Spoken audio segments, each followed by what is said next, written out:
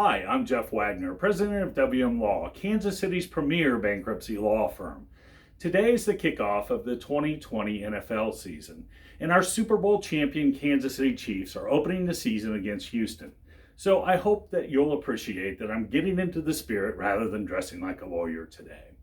We are often asked, what will my credit report and credit score look like after filing for bankruptcy?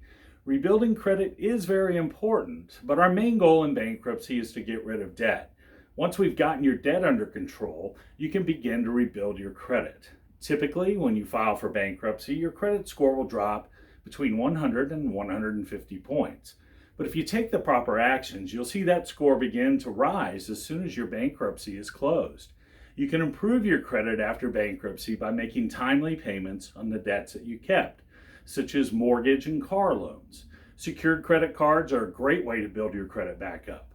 Also, ensure that your normal living expenses like utility bills and medical bills are paid on time, because if those end up with a collection agency, it's just a big hit to your credit. Even during a Chapter 13 plan, which can last up to 5 years, there are things you can do to boost your credit score.